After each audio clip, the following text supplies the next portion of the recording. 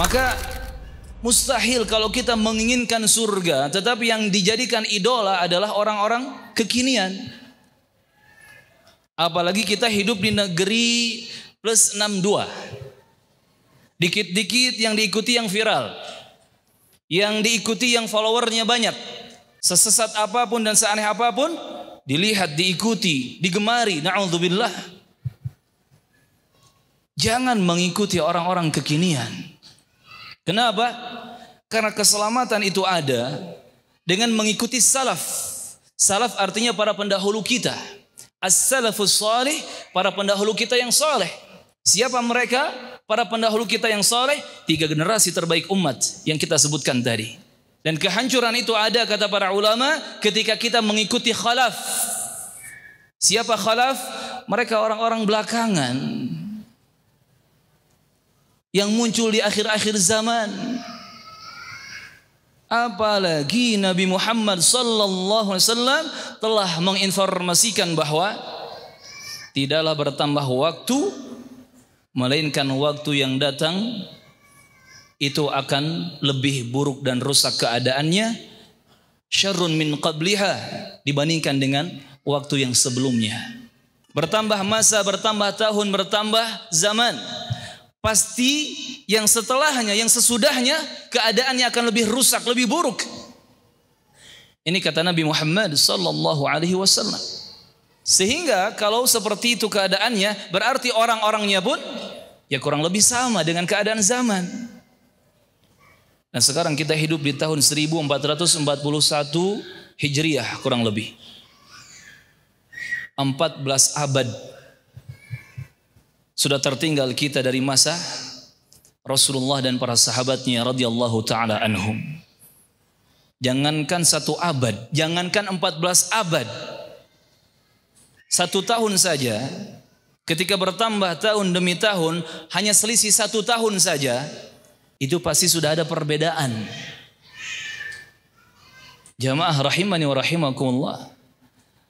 Maka ingat rumusnya, semakin bertambah waktu, semakin dekat kepada tegaknya akhir zaman, yakni hari kiamat, keadaan dunia itu semakin rusak dan buruk, termasuk orang-orang yang hidup di zaman itu. Berarti kalau kita ikut-ikutan orang-orang kekinian, siap-siap untuk apa? Untuk rusak. Siap-siap untuk apa? Untuk menjadi buruk. Tetapi kalau ingin menjadi baik dan selamat dunia dan akhirat, ikuti generasi awal umat Islam yang mereka mendapatkan masa keemasan dan kejayaan Islam. Di mana kejayaan Islam Allah berikan kepada mereka itu setelah mereka melakukan perjuangan dan pengorbanan yang besar. Tidak hanya harta benda. Abu Bakar radhiyallahu anhu pernah memberikan semua harta bendanya. Tetapi tidak hanya itu, para sahabat mereka juga mengorbankan tetesan-tetesan darah, bahkan nyawa dipertaruhkan untuk memperjuangkan la ilaha illallah Muhammadur Rasulullah, memperjuangkan tauhid dan sunnah ajaran Nabi Muhammad sallallahu alaihi wasallam. Termasuk, tolong saya ingatkan kepada teman-teman, barakallahu fikum, enggak perlu kita ngefans kepada Ustadz fulan, Ustadz fulan. Jangan mengikuti orang-orang kekinian. Jangankan orang di zaman sekarang, jamaah barakallahu fikum. Di masa tabi'in saja, atau di masa tabi'ut tabi'in, Imam Malik rahimahullah, Abu Abdullah Malik bin Anas sudah mengatakan, kullun yu'khad wa yutrak min qawlihi illa sahiba hadzal qabr. Setiap orang itu ucapannya bisa diambil, bisa dibuang.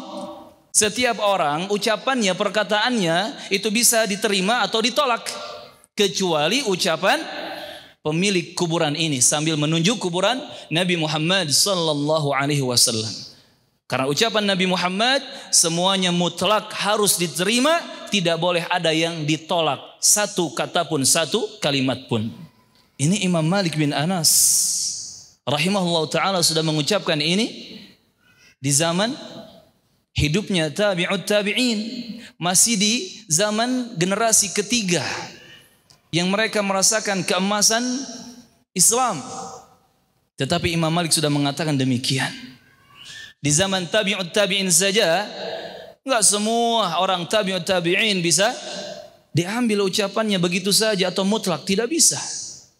Harus dipilah dan dipilih mana yang sesuai dengan dalil yang benar, itu yang diterima. Kalau ternyata bertolak belakang dengan dalil, berselisihan dengan dalil, bertentangan dengan dalil, ditinggalkan ucapan yang menyelisihi dalil itu dan tetap yang diambil adalah dalil yang benar.